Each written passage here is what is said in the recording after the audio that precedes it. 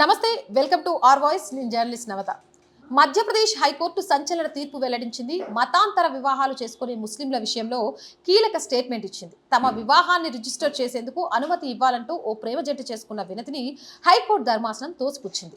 ముస్లిం యువకుడితో హిందూ యువతి వివాహం చెల్లదని జస్టిస్ గురుపాల్ సింగ్ అహ్లువాలియా ధర్మాసనం స్పష్టం చేసింది. మధ్యప్రదేశ్కి చెందిన ఓ ముస్లిం యువకుడు హిందూ యువతి పెళ్లి చేసుకోవాలని నిర్ణయించుకున్నారు. అయితే వారిద్దరూ తమ మతాలను మాత్రం వదులుకోకుండా కలిసి జీవనం సాగించాలి అనుకున్నారు. దీంతో పోలీసు రక్షణ కల్పించడంతో పాటు 1954 ప్రత్యేక వివాహ చట్ట ప్రకారం పెళ్లి చేసుకునేందుకు అనుమతించాలని హైకోర్టును ఆశ్రయించారు. అయితే ఈ జంట మతాంతర వివాహాన్ని సదరు మహిళా కుటుంబం కోర్టులో వ్యతిరేకించింది. వారిద్దరూ పెళ్లి చేసుకుంటే సమాజంలో తమ పరువు పోతుంది అని వాదించింది. మరోవైపు ప్రేమ జంట తరపు న్యాయవాది వాదనలు వినిపిస్తూ వారిద్దరూ తమ మతాలు మారలేదని, సహజీవనం కూడా చేయలేదని, ప్రత్యేక వివాహ చట్ట ప్రకారం మతాంతర వివాహం చెల్లుబాటు అవుతుందని తెలిపారు. ముస్లిం వ్యక్తిగత చట్టాన్ని ప్రత్యేక వివాహ చట్టం అధిగమిస్తుందని వాదించారు. ఇరు వర్గాల వాదనలు విన్న జస్టిస్ గురుపాల్ సింగ్ అహ్లువాలియా ధర్మాసనం ప్రేమ జంట చేసుకున్న వినతిని తిరస్కరించింది. హిందూ యువతి ముస్లిం యువకుడు చట్ట ప్రకారమే వివాహం చేసుకున్న ముస్లిం చట్ట ప్రకారం మతాంతర వివాహం చెల్లదని జస్టిస్ గురుపాల్ సింగ్ ధర్మాసనం స్పష్టం చేసింది. ముస్లిం చట్ట ప్రకారం విగ్రహాలను పూజించే హిందూ అమ్మాయిలతో ముస్లిం అబ్బాయి వివాహం చట్టబద్ధం కాదని పేర్కొంది. ఇది ముస్లిం న్యాయ నిబంధనలకు విరుద్ధమని హైకోర్టు తన ఉత్తర్వుల్లో వెల్లడించింది. ప్రత్యేక వివాహ చట్టం SMA 1954లో మతాంతర వివాహాల గురించి ఉందని, దాని ప్రకారం ఎవరైనా తన విశ్వాసాన్ని మార్చుకోకుండా ఇతర మతానికి చెందిన వ్యక్తిని వివాహం చేసుకోవచ్చని, కానీ ఇది ముస్లిం లా ప్రకారం చట్టబద్ధంగా పరిగణించలేం అని తెలిపింది. ప్రేమ జంట వినతిని తోసిపుచ్చింది. ఇప్పుడు ఇది దేశవ్యాప్తంగా చర్చకు తావుతీసింది.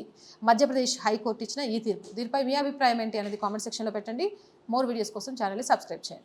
చాలామంది వీడియోస్ చూస్తున్నారు బట్ సబ్స్క్రైబ్ చేయడం మర్చిపోతున్నారు. ప్లీజ్ సబ్స్క్రైబ్ చేయండి. మన ఛానల్కి బలంగా నిలవండి. అండ్ ప్రతి ఒక్కరూ వీడియోని లైక్ చేయండి. ఎంత లైక్ చేస్తే వీడియోస్ అంత షేర్ అవుతాయి, మన ఛానల్కి అంత బలం కూడా చేకూరుతుంది. అండ్ సపోర్ట్ చేయండి. ప్రతి వీడియోలో కూడా మేము అందరినీ రిక్వెస్ట్ చేస్తూనే ఉన్నాను. మన ఛానల్కి పూర్తి ఎక్విప్మెంట్ లేదు, రెంట్ బేస్ మీద కూడా కొన్ని నడుస్తున్నాయి.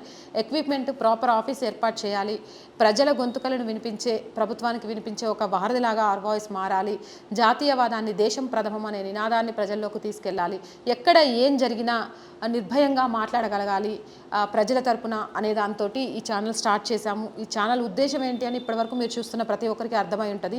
సో దాన్ని ఇంకా ముందుకు తీసుకెళ్ళాలి అని అంటే ఒక ఆఫీసు, కొంత ఎక్విప్మెంట్ ప్రతి నెల భారం పడకుండా ఉంటుంది. దానికోసమే మీ అందరి సపోర్ట్ అడుగుతున్నాము. ఎప్పుడైతే మన ఛానల్కి కావాల్సిన ప్రాపర్ ఎక్విప్మెంట్, ఒక ఆఫీస్ సెటప్కి సంబంధించి మనం కొంత పక్కకు ఉంటుందో, మనకి ఎప్పుడైతే బ్రేక్ ఈవెన్ వస్తుందో అప్పటి నుంచి నేను ఖచ్చితంగా కూడా ఎవరి సహాయాన్ని అడగను. కానీ ఆ బ్రేక్ ఈవెన్కి నేను చేరుకునే వరకు మాత్రం మన ఛానల్ కోసం మీ అందరూ కూడా సపోర్ట్ చేయాలి. సపోర్ట్ చేయాలి అనుకునే వాళ్ళు సబ్స్క్రిప్షన్ పక్కనే జాయిన్ అనే ఆప్షన్ కనిపిస్తుంది. 1 to 5 లెవెల్స్ ఉంటాయి.